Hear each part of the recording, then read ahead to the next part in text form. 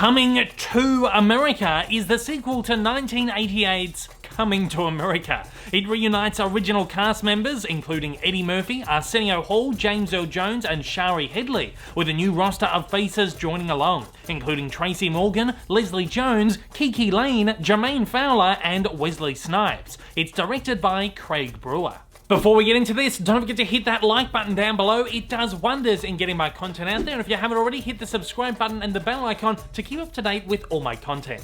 After an ailing King Jaffe delivers the shocking news that Akeem, now King of Zamunda, has a long-lost son in America, he and his trusted confidant Semmi embark on an all-new adventure that has them traversing the globe from their great African nation to the borough of Queens, New York. Here, Akeem aims to find his son so he can teach him the customs of royal life in preparation for becoming the heir to the throne.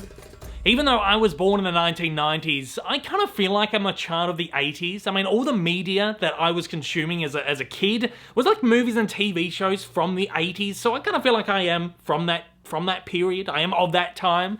And I'm a huge fan of comedy. You guys out there who are regular viewers know this. I love my comedy movies. And one of the absolute zeniths for me is Coming to America. It's an absolute classic film. It's a 5-star effort for me. EddieMurphy is one of my comedic heroes. He is a guy that I just admire and adore so much. How many times have we seen over the last, 10 years or so, they remake a movie or they do a sequel to a movie that's like 20 or 30 years old. The original cast are back, but it's just not the same. All the same old jokes are repeated, the plot line is repeated, it's a rinse repeat sort of carbon copy kind of thing where the cast is just a little bit older and they're still acting like their younger selves and it just doesn't work. It just feels really dated and just is no good. So I was a little bit nervous, to be completely honest, going into this. I mean, this is one of my favorite comedy films of all time. They're doing a sequel, so I'm a little bit excited, but then at the same time, I'm just like, this can't possibly work well. But I gotta be completely honest with this one, guys. I am completely surprised at how damn good this movie actually is. I will say it from the top of this. This is a very, very good movie, and it's an incredibly competent and welcome sequel to the original movie. I don't know how they pulled it off. They have pulled off the unthinkable, the impossible, and they've made a movie that holds up to the original. And maybe that is the charm of EddieMurphy and Arsenio Hall and all the incredible new comedians and old comedians who have joined this cast of the movie to back them up. I don't know how, but they've pulled it off. This is a movie that is incredibly funny. Yes, like a lot of the movies that I was talking about, this movie repeats a lot of the old jokes. All the greatest hits of the original movie are back here, but there's also a lot of new jokes in there too, which are just as funny. It kind of feels like, you look back at the older Eddie Murphy movies of the 80s and the 90s, they don't feel incredibly dated. Like, his comedy is still fairly relevant today. Unlike a lot of the movies that you go back and revisit and you go, this just doesn't really hold up anymore, Eddie Murphy's films still hold up today. But I feel like that translated really well into a new film, and again, blending that kind of comedy with a modern edge as well, just really worked so perfectly. This is a movie that absolutely knows its audience. It knows that there's going to be people who are watching this who are huge fans of the original movie, big super fans like myself, but it also knows that there are going to be people jumping into this who haven't seen the first one or might not have even heard of it. I've been going through social media and it's actually baffled me how many people haven't seen the original movie or maybe hadn't even heard of it. So there's going to be people who are jumping into this without a prior knowledge to it. And I feel like it just pulls off that balance really well, where it makes even the old jokes seem fresh and original. It is new spins on the old jokes, so it does work really well. It's not like a rinse and repeat like some of these movies usually are. And at that, these jokes are done in such a new, inventive way that they still land. They still land, and they are still as funny as they were the first time round. I would recommend going and watching the first movie, but this movie does a very good job at...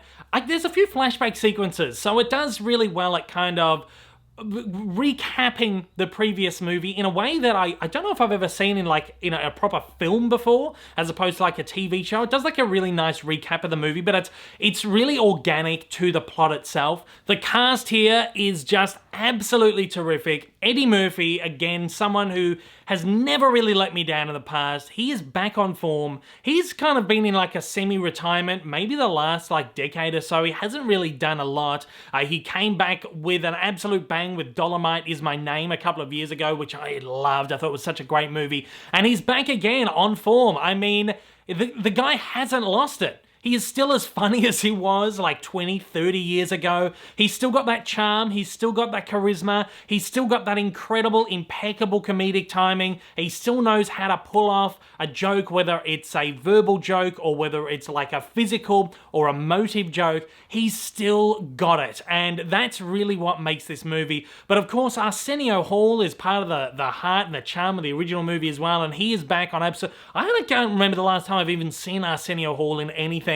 But again, he is back with a vengeance here as well, and it just lights up the screen every time he is in the film.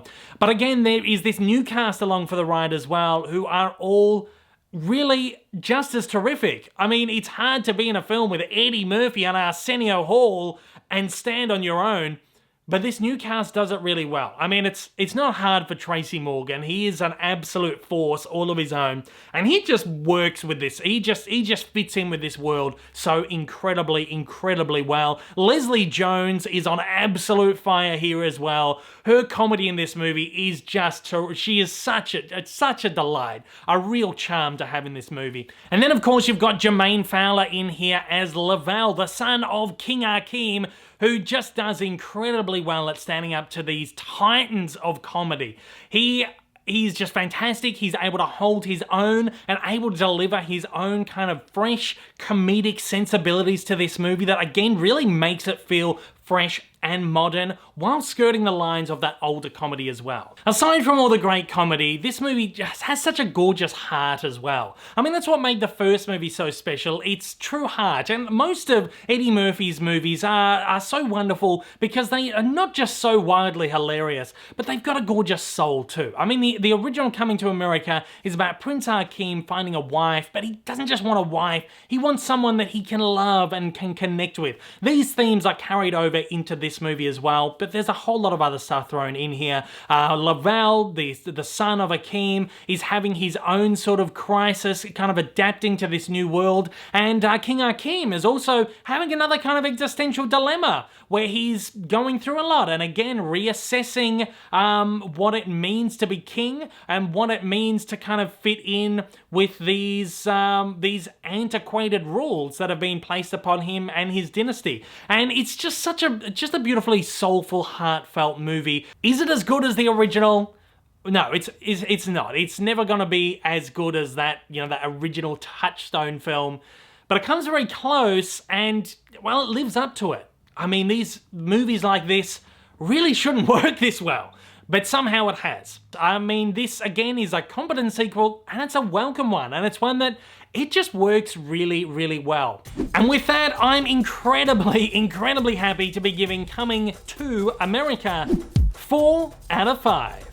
Coming to America isn't just a terrific follow-up to the 33-year-old classic, but it's a wonderful standalone film with plenty of heart and great laughs, some old, some new. It's a film that has something for everybody, and it's amazing to see Eddie back continually on top form. Of course, if you want to watch the first movie, whether that's for the first time or you just want to revisit it, it is available to stream right now on Amazon Prime, which is of course the streaming service that Coming to America is exclusive to.